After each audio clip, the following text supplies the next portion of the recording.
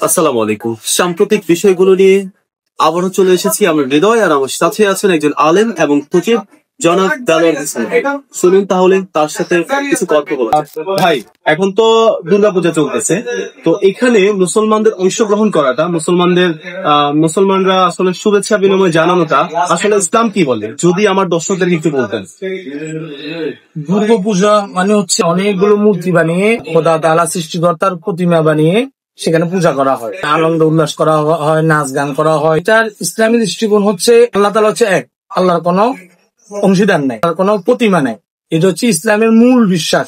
লা ইলাহা ইল্লাল্লাহ মুহাম্মাদুর রাসূলুল্লাহ মানে আল্লাহ ছাড়া ইবাদত করার উপযুক্ত কেউ নয়।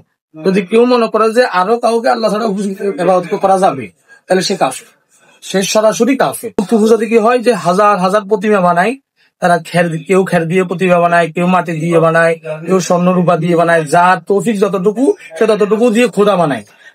4-5 দিন পুজো করে সেটাকে আবার বানিতে ফেলে ঘেটে ফেলে। এটা হচ্ছে পূজা। এখানে সরাসরি আল্লাহ তাআলার ওয়াহদানিয়ত, আল্লাহর একাত্মতার সাথে সরাসরি বেয়াদবি করা হয় এবং আল্লাহর সাথে শিরকের একটা রামলীলা খেলা চলেছে মূর্তি পূজাতে। এটা যেহেতু হিন্দুদের উৎসব, হিন্দুদের ধর্ম নিয়ে আমরা কথা বলবো না, ওনাদের ধর্ম নিয়ে আলাদা বিষয় আছে, আলাদা কথা আছে।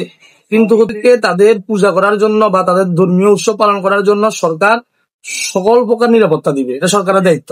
সরকার সকল প্রকার নিরাপত্তা দিবে। যদি কোথাও হাঙ্গামা সৃষ্টি হওয়ার মতো পরিস্থিতি তৈরি হয়, সরকার এটা দেখবে। কিন্তু মুসলমান ছেলেদের সেখানে অংশগ্রহণ করা, সেখানে গিয়ে আনন্দ উল্লাস করা, এটা সরাসরি কবিরা গুনাহ। এটা আল্লাহর সাথে শিরকের সাথে জড়িত থাকার, শিরকের সাথে শরীক হওয়া। আর যদি কেউ এটাকে শুভেচ্ছা বিনিময় করে, সেখানে গিয়ে শুভেচ্ছা বিনিময় করে, সেখানে গিয়ে ওখানে ওদের প্রসাদ খায়, ওদের সাথে একাত্মতা পোষণ করে। আমি দেখছি আজকে একটা অনেক বড় একটা দলের একটা মহাসচিব মানের একজন লোককে সেখানে গিয়ে পুলিশ করেছে। অনেকে গিয়ে সেখানে গীতা পাঠ করতেছে। আমি এক হুজুরকে দেখছি সেখানে গিয়ে গীতা পাঠ করতেছে। তাদের সাথে মানে একাত্মতা পোষণ করেছে, অর্থাৎ আল্লাহর সাথে শিরক হচ্ছে, সেখানে গিয়ে বাবা দিচ্ছে, সেখানে গিয়ে একাত্মতা পোষণ করেছে। এটা হচ্ছে সরাসরি শিরক।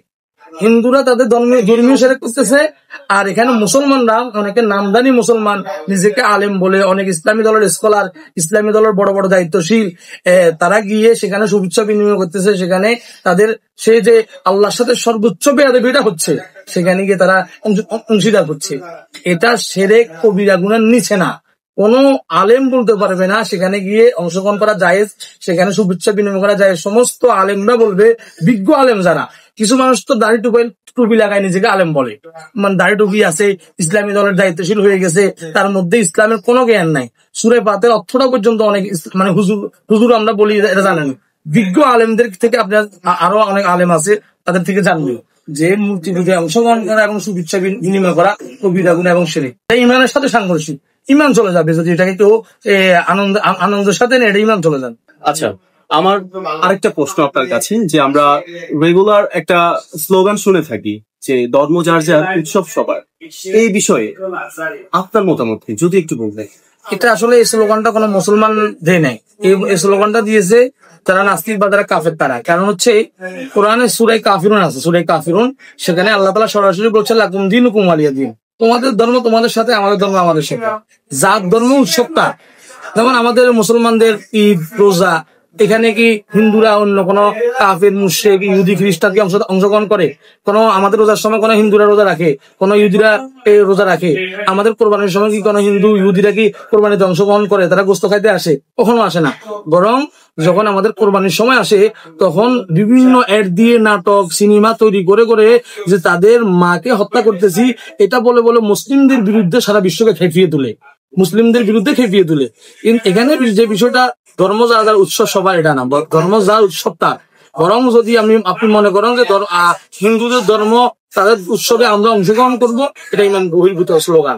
এখানে ইসলামের কোন ধরনের সাপোর্ট নাই। ইসলাম সার্বক্ষণিক ভাবে যে এটা বলে যে যেখানে আল্লাহ বিরোধী এবং রাসূল বিরোধী কাজ হয়, সেখানে কি হবে? সেখানে মুসলমানরা অংশগ্রহণ করতে পারবে না। মুসলমানরা সেখানে কোনোভাবে অংশগ্রহণ করতে পারবে না।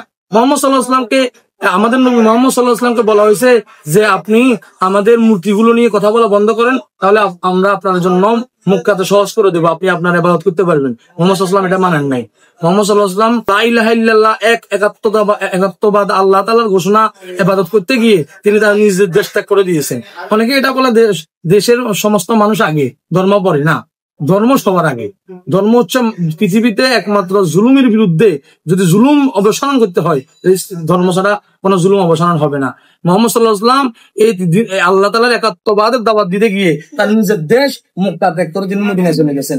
হাজারো হাজারো লক্ষ লক্ষ সাহাবী নিজের দেশ মক্কা ত্যাগ করে তারা মদিনায় চলে যেতে বাধ্য হয়েছেন। সুতরাং কখনো এই স্লোগানটা সঠিক না যে ধর্ম যার যার উৎসব সবার, এটা কখনো সঠিক স্লোগান নয়। এটা একটা ভুয়া এবং এটা হচ্ছে যে কোনো একটা পক্ষপাতিত্বের স্লোগান। ধন্যবাদ দেলোয়ার ভাই আমার দর্শকদেরকে আপনার মূল্যায়ন সময়টুকু দেওয়ার জন্য। সো দর্শক, শুনতেই পেলেন, ধর্ম যার যা, উৎসব সবার কখনোই হতে পারে না। আপনার ধর্ম আপনার কাছে মূল্যায়ন, আমার ধর্ম আমার কাছে